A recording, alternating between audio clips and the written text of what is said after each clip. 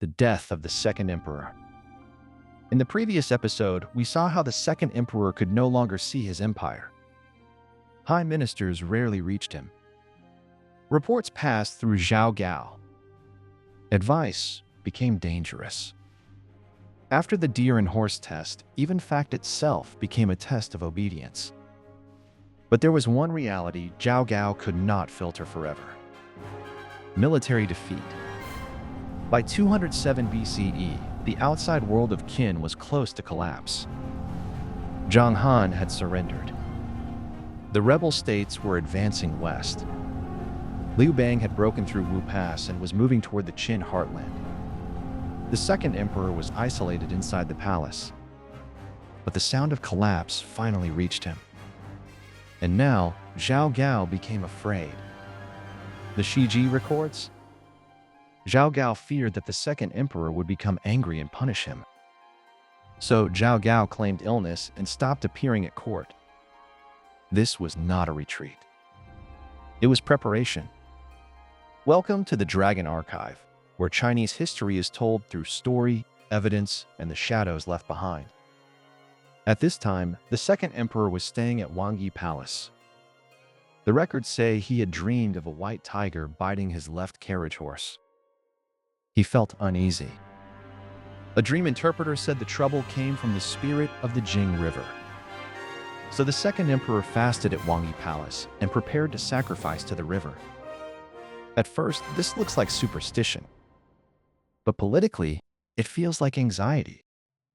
The Second Emperor knew something was wrong. Rebel armies were approaching. Frontline generals were losing faith. Officials were afraid. Zhao Gao was absent from court. Then the Second Emperor sent a messenger to question Zhao Gao about the rebels in the east. This was the turning point. For the first time, the emperor's anger began to move toward Zhao Gao. But it was already too late. Zhao Gao understood that the failure of the empire might soon be placed on him. So he moved first. According to the Shiji, Zhao Gao secretly plotted with two men. One was his son-in-law, Yan Yue, the magistrate of Shanyang. The other was his younger brother, Zhao Cheng. Zhao Gao said the emperor had refused advice, and now the situation was urgent. He claimed that the emperor wanted to place the disaster on Zhao Gao's family. So Zhao Gao decided to remove the emperor and install Prince Ziying. He said Ziying was humane and frugal, and that the people praised him. The words sounded righteous. But the reason was clear. The Second Emperor could no longer protect Zhao Gao. He had become a danger to him. So Zhao Gao created a palace crisis. He falsely claimed that great bandits had entered the palace. He ordered Yan Yue to lead troops to Wangyi Palace. Yan Yue arrived with more than 1,000 soldiers. At the palace gate, he seized the guard commander and accused him of failing to stop the bandits. The guard commander answered that the palace was tightly guarded. How could bandits enter? Yan Yue killed him. Then he led the soldiers inside. This was not the suppression of bandits. It was a palace coup. The palace fell into chaos. Soldiers fired into the emperor's curtains. Palace attendants and eunuchs panicked. Some fled. Some resisted. Those who resisted were killed. The Second Emperor finally realized that he was no longer the man who could command the room. He called for the people around him. But they were frightened and confused. Only one eunuch stayed nearby. The Second Emperor withdrew inside and asked him, "Why did you not tell me earlier? How did things come to this?" The eunuch's answer was cold. He said that if he had spoken earlier, he would already have been killed. That line matters. It shows that the truth had not been absent. People had known. They simply did not dare to speak. In Zhao Gao's court, truth itself had become dangerous. Then Yan Yue came forward and accused the Second Emperor. The Shiji records his words. You are arrogant and lawless. Everyone has turned against you." Then he said, "You should decide for yourself." This was not advice. It was a sentence. And the bitter irony is that Yan Yue placed the collapse of the empire entirely on the second emperor. Zhao Gao had controlled information. Zhao Gao had isolated the court. Zhao Gao had destroyed ministers. Zhao Gao had made generals fear both victory and defeat. But inside Wangyi Palace, Zhao Gao's agent told the emperor, "The world has rebelled against you. You decide." The second emperor did not fight.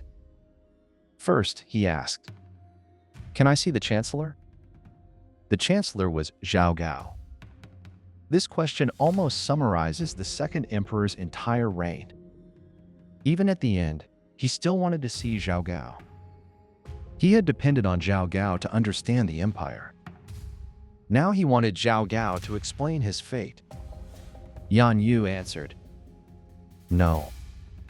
Then the second emperor began to surrender step by step.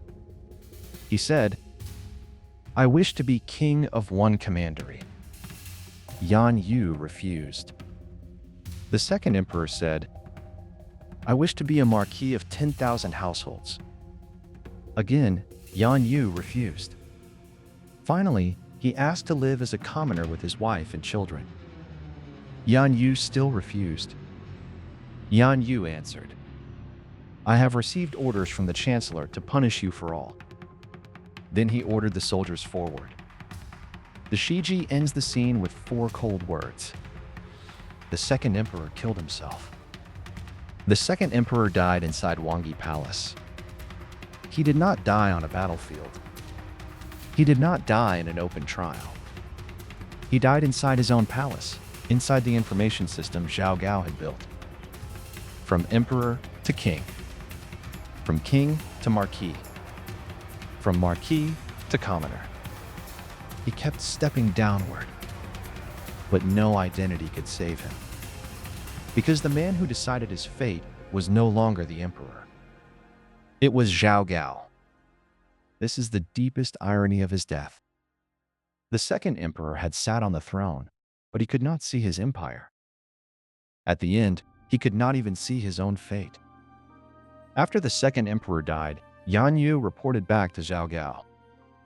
Zhao Gao summoned the ministers and princes. Then he announced that the second emperor had been executed. Next, Zhao Gao made an important decision. He did not install another emperor. He installed Ziying as king of Qin. Zhao Gao explained that Qin had originally been a kingdom. Only after the first emperor ruled all did the ruler of Qin take the title of emperor. But now the 6 states had risen again. Qin's territory had become smaller. To keep an empty title of emperor was no longer suitable.